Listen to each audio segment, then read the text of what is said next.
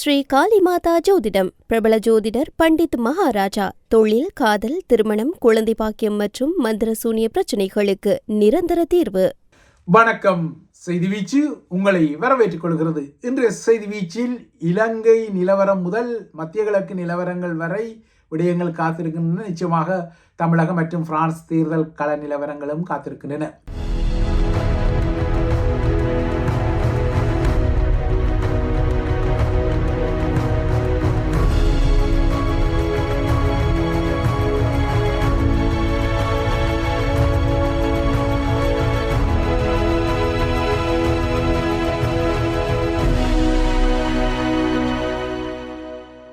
மத்திய கிழக்கு போர் நிலவரங்களால் இலங்கை தீவு எதிர்நோக்கப் போகும் சவால்களை ஸ்ரீலங்காவின் அரசு தலைவர் சற்று லேட்டஸ்டாக உணர்ந்திருப்பதால் தற்போது அவரது அரசாங்கம் சில அதிரடியான நகர்வுகளை எடுத்து வருகின்றது. அந்த அதிரடிகளின் ஒரு கட்டமாக நேற்று முன்தினம் குயிக் ரெஸ்பான்ஸ் எனப்படும் அல்லது QR எனப்படும் துரித பதில் குறியாக்க எரிபொருள் விநியோக முறை அவசர கோலத்தில் அள்ளித்தளிக்கப்பட்ட ஒரு முறையாக நாட்டு மக்களுக்கு அறிவிக்கப்பட்டது. ஆனால் QR திட்டம் அறிவிக்கப்பட்ட பின்னர் ஏனைய சில திட்டங்களும் அறிவிக்கப்பட்டு வருகின்றன.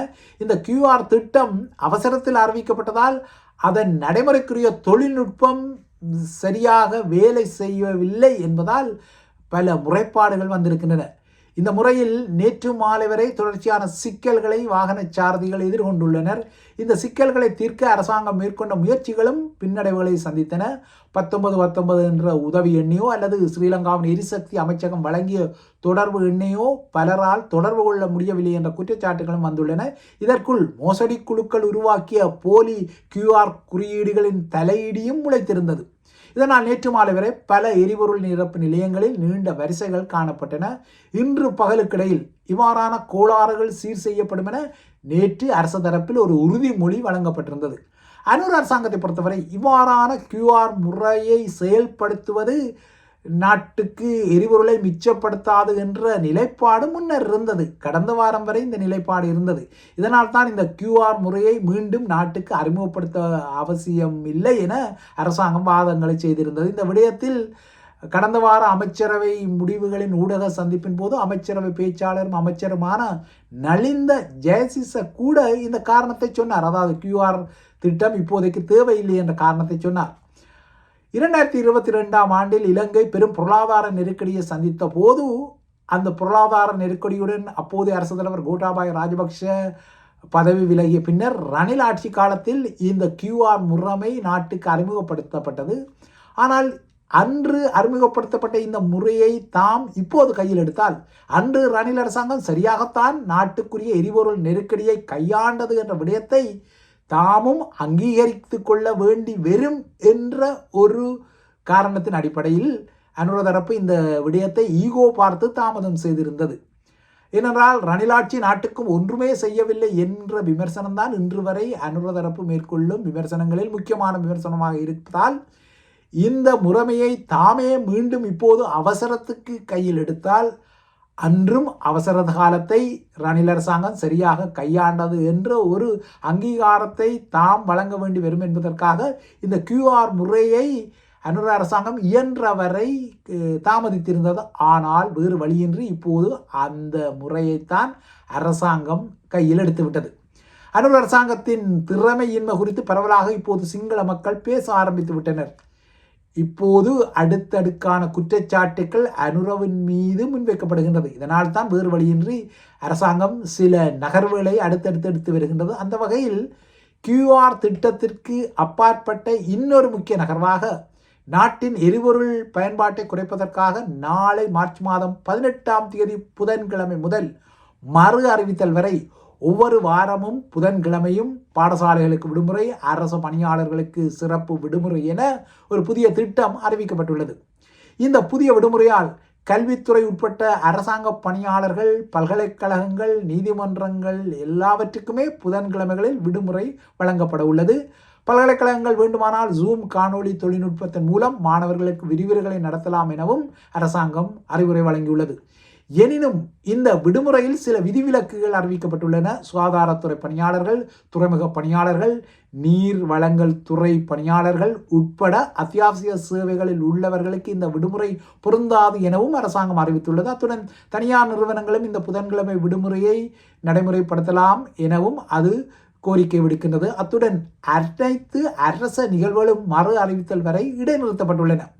இவ்வாறாக புதன்கிழமை லீவு என்ற ஒரு புதிய விடயம் இலங்கையருக்கு இப்போது அறிமுகப்படுத்தப்படும் நிலையில் இந்த புதன்கிழமை விடுமுறையால் சிக்கனப்படுத்தப்படும் எரிபொருளை சுற்றுலா, விவசாயம், சுகாதாரம் மற்றும் தோட்டத்துறைகளின் அத்தியாவசிய எரிபொருள் தேவைகளுக்காக திசை திருப்பவும் அரசாங்கம் திட்டமிடுகின்றது. இலங்கை தீவை பொறுத்தவரை தற்போது ஒரு மாதத்துக்கு தேவையான எரிபொருள் கையிருப்பில் உள்ளதாக அன்னூர் அரசாங்கம் கூறுகின்றது. விரைவில் இன்னும் 4 எரிபொருள் தாங்கி கப்பல்கள் நாட்டுக்கு வரவிருப்பதாகவும் அது கூறிக்கொள்கின்றது. நேற்று 35,000 மெட்ரிக் டன் எரிபொருளுடன் ஒரு கப்பல் கொழும்பு துறைமுகத்தை அடைந்திருக்கின்றது.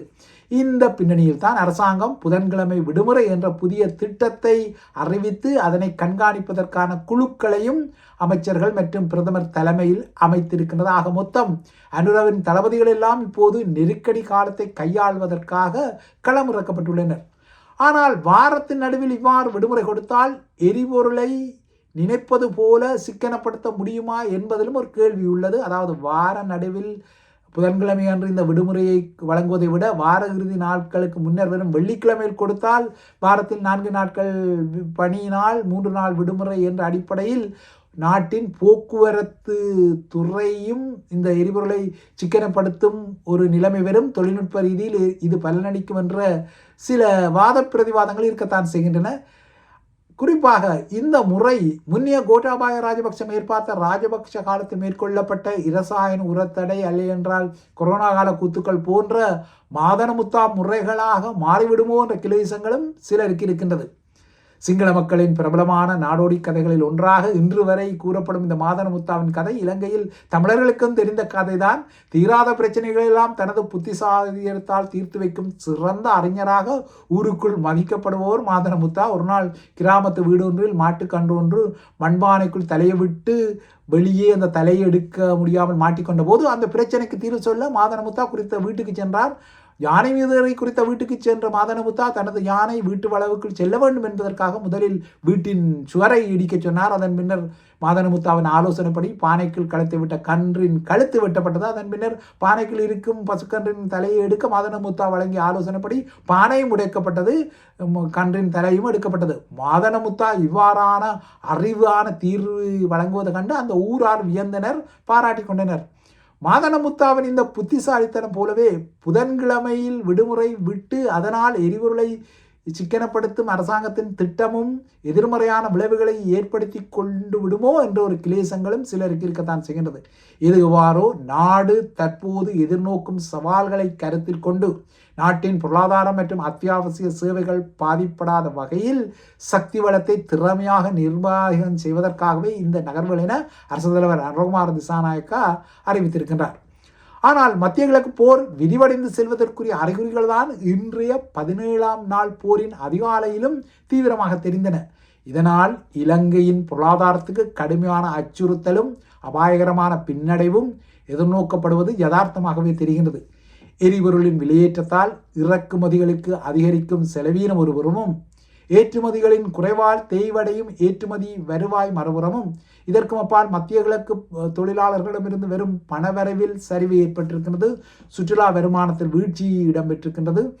இவை எல்லாம் ஒன்றாக திரண்டு நாட்டின் அந்நிய செலாவணி கையிருப்பை குறைக்கக்கூடும் என்பதால் கொழும்பிலிருந்து பல்லாயிரக்கணக்கான கிலோமீட்டருக்கு அப்பால் உள்ள வாஷிங்டன் என்ற உலகின் முக்கியமான தலைநகரிலிருந்து டொனால்ட் ட்ரம்ப் என்ற ஒற்றை மனிதர் தீர்மானிக்கக்கூடிய இந்த போரின் கால அளவே இலங்கையின் பொருளாதாரத்துக்கு ஒட்சிசனை வழங்குமா அல்லது சேடம் இழுப்பை வழங்குமா என்பதை தீர்மானிக்கக்கூடும். இவை இலங்கை குறித்த விடயங்கள். அடுத்து தமிழக நிலவரங்களை நோக்கிக் கொண்டார். ஏப்ரல் 23ஆம் தேதி தேர்தலை எதிர்கொள்ளும் தமிழகம் தற்போது தேர்தல் அரசியலில் சுறுசுறுப்பாக மாறுகின்றது. தற்போது வேட்பாளர்களின் தெரிவுகள், தொகுதி பங்கீடுகள் ஆகியன சுறுசுறுப்படைகின்றன. திமுகவை பொறுத்தவரை அந்த கட்சி சார்பான வேட்பாளராக வருவதற்கு விருப்ப மனு வழங்கியவர்களுக்கு இன்று முதல் நேர்காணல் நடத்தப்பட்டு வருகின்றது. திமுகவின் முக்கிய எதிரணியான அதிமுக தலைமையிலான தேசிய ஜனநாயக கூட்டணியோ திமுக ஆட்சியில் சட்டம் ஒழுங்கு குழம்பி விட்டதாகவும் தமிழகத்தில் போதைப் பொருள் அதிகரித்து விட்டதாகவும் குற்றஞ்சாட்டி இன்று தமிழகத்தில் உள்ள மாவட்ட தலைநகரங்களில் கண்டன ஆர்ப்பாட்டங்களை நடத்தி கொண்டன. இந்த நிலையில் பாஜக கூட்டணியில் தமிழக வெற்றிக் கழகம் இணையப்போவதான செய்திகளை மறுத்த அந்த கட்சி வாக்காளர்களை குழப்ப திமுக தரப்பிலிருந்து இந்த மாதிரியான வதந்திகள் பரப்பப்படுவதாகவும் குற்றம் சாட்டியுள்ளது. சிபிஐ எனப்படும் இந்திய மத்திய புலனாய்வு முகமையின் விசாரணைக்காக டெல்லிக்கு சென்று திரும்பிய தமிழக வெற்றிக் கழகத்தின் தலைவரும் நடிகருமான விஜய் இப்போது கட்சியின் மூத்த நிர்வாகிகளுடன் ஆலோசனைகளை மேற்கொண்டு வருகின்றார். தொடர்ந்தும் கருத்து கணிப்புகளில் கலவையான முடிவுகள் தமிழக வெற்றி கழகத்துக்கும் கிட்டிக்கொள்கின்றன.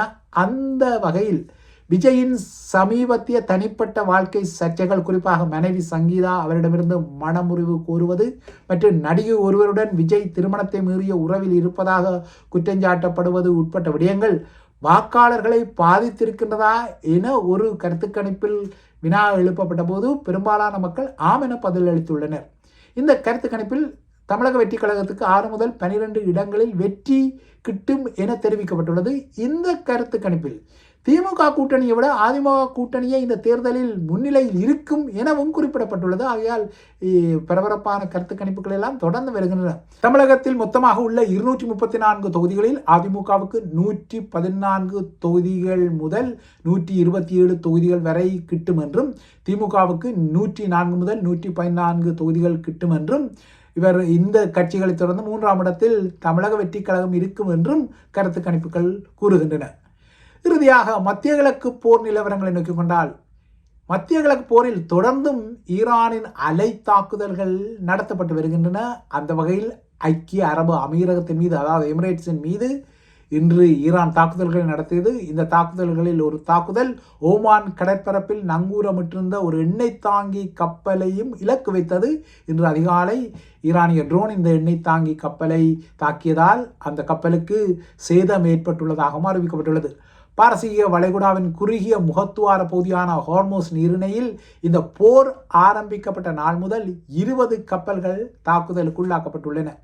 இந்த தாக்குதல் கப்பல் அமீரகத்தின் புஜைரா நகரில் உள்ள எண்ணெய் முனையமும் ஈரானிய தாக்குதலால் தீப்பிடித்து எரிந்துள்ளது. இதேபோல ஈராக் தலைநகர் பக்தாட்டில் உள்ள அமெரிக்க தூதரகம் மற்றும் அங்குள்ள முக்கியமான விடுதியான அல் ரஷீத் விடுதி ஆகியனவும் இன்று அதிகாலை ஈரான் ஏவிய ட்ரோன்களால் தாக்கப்பட்டது. தெற்கு ஈராக்கில் உள்ள மஜ்னூன் எண்ணெய் வயலும் ஈரானின் தாக்குதலுக்கு உள்ளாக்கப்பட்டுள்ளது. இந்த நிலையில் கடந்த வாரம் USS ஜெரால்ட் ஃபோர்ட் என்ற பெரும் விமானம் தாங்கி கப்பலின் சலவை அறைகளில் ஏற்பட்ட தீ 30 மணி நேரத்துக்கு மேலாக எரிந்த அதிர்ச்சியான செய்தி வந்துள்ளது. $13 மில்லியன் மதிப்பில் உள்ள அமெரிக்காவின் மிகப்பெரிய போர்க்கப்பலான இந்த கலத்தில் ஏற்பட்ட இந்த தீ விபத்தால் சுமார் 600 மாலுமிகள் தங்கள் படுக்கைகளை இழந்ததாகவும் அவர்கள் தற்போது மேசைகள் அல்லது தரைகளில் உறங்கி வருவதாகவும் பலரால் துணி துவைக்க முடியவில்லை என்றும் நியூயார்க் டைம்ஸ் ஒரு அதிர்ச்சியான செய்தியை வெளியிட்டுள்ளது. இந்த பின்னணியில் ஹார்மோஸ் நீரிணையின் பாதுகாப்புக்கு அமெரிக்காவுக்கு உதவ ஒப்புக்கொண்ட நாடுகளை விரைவில் ஆவிக்கப் போவதாக குறிப்பிட்டுள்ள ட்ரம்ப் பல நட்பு நாடுகள் தனது முயற்சிகளை நிராகரித்துள்ளதையும் ஒப்புக்கொண்டார். போர் காரணமாக தனது சீன பயணமும் தாமதப்படும் எனவும் அவர் ஒரு செய்தியை வழங்கியுள்ளார். போர் ஆரம்பித்ததிலிருந்து 7 நாடுகளில் 200 அமெரிக்க துருப்புக்கள் காயமடைந்துள்ளதாக அமெரிக்க இராணுவம் அறிவித்துள்ள நிலையில் இந்த போர் விரைவில் முடிவுக்கு வரும் என ட்ரம்ப் இப்போது குறிப்பிடுகின்றார். ஐரோப்பிய ஒன்றிய நாடுகளின் வெளியுறவு அமைச்சர்கள் ஹோர்முஸ் பிராந்தியத்தில் தத்தமது நாடுகளின் கடற்படை நடவடிக்கைகளை மேற்கொள்ளாது என ஒரு செய்தியை வழங்கிய நிலையில் ட்ரம்பின் இந்த கருத்து வந்துள்ளது. அமெரிக்காவின் முயற்சிகளை ஆதரிக்குமாறு ஐரோப்பிய நட்பு நாடுகளுக்கு ட்ரம்ப் ஒரு வேண்டுகோளை விடுத்தாலும் இப்போதைக்கு ஐரோப்பாவுக்கு ஹோர்மோஸ் நீரிணையில் தனது போர்க்கப்பல்களை அனுப்ப ஆர்வம் இல்லை என்ற செய்தி வழங்கப்பட்டுள்ளது. இதற்கிடையே ஐரோப்பிய ஒன்றிய நாடுகளின் எரிசக்தி அமைச்சர்களும் பிரசல்ஸில் சந்தித்து ஐரோப்பிய மக்களின் எரிசக்தி கட்டணங்களை குறைப்பதே ஐரோப்பிய ஒன்றியத்தின் முக்கிய முன்னுரிமை என குறிப்பிட்டுள்ளனர். இறுதியாக பிரான்சின் உள்ளூராட்சி தேர்தல் களத்தின் மீது ஒரு பார்வையை பதிக்கலாம். கடந்த ஞாயிறன்று நடைபெற்ற உள்ளூராட்சி தேர்தலின் முதற் சுற்று முடிவுகள் எதிர்பாராத அரசியல் குதிரை பேரங்களை உருவாக்கியுள்ளன.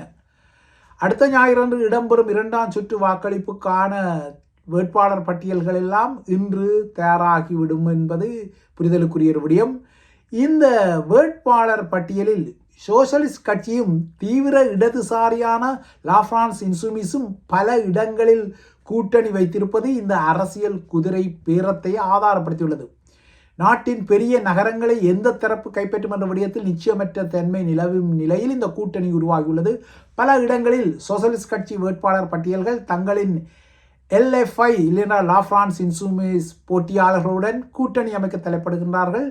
இந்த கூட்டணி அமைந்தாலும் LFI அதாவது லா பிரான்ஸ் இன்சூமிஸ் கட்சியின் தலைவர் ஜான்-லூக் மெலோஷனுடன் எந்த தேசிய ஒப்பந்தமும் இல்லை என சோசலிஸ்ட் கட்சி தரப்பு குறிப்பிடுகிறது. இந்த கட்சியை சேர்ந்தவர்கள் அதாவது லா பிரான்ஸ் இன்சூமிஸ் கட்சியை சேர்ந்தவர்கள் யூத ஆர்வலர் ஒருவரை தாக்கி கொலை செய்ததை அடுத்து அதனுடன் சோசலிஸ்ட் அணியின் உறவு கடந்த சில நாட்களுக்கு முன்னர் முறிக்கப்பட்ட நிலையில் இப்போது தேர்தலுக்காக அரசியலுக்காக மீண்டும் இணைவுகள் இடம்பெற்று வருகின்றன. இதனை ஒரு துரோகம் எனவும் காட்டிக் கொடுப்பு எனவும் விமர்சனங்களும் வருகின்றன.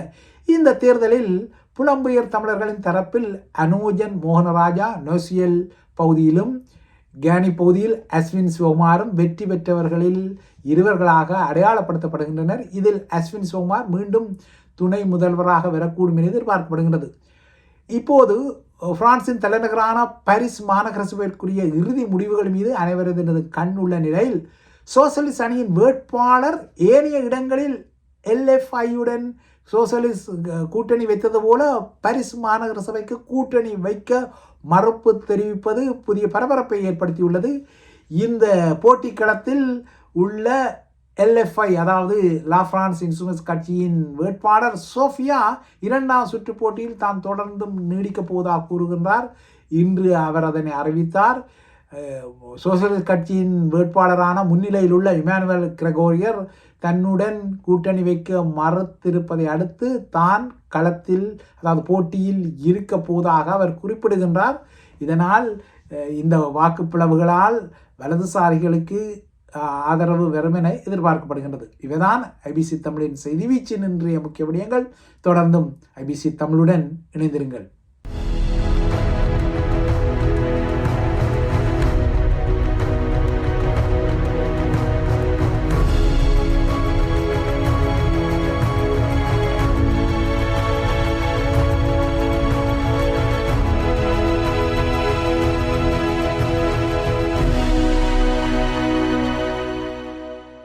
ஸ்ரீ காளிமாதா ஜோதிடம் பிரபல ஜோதிடர் பண்டித் மகாராஜா. தொழில், காதல், திருமணம், குழந்தை பாக்கியம் மற்றும் மந்திர சூனிய பிரச்சினைகளுக்கு நிரந்தர தீர்வு.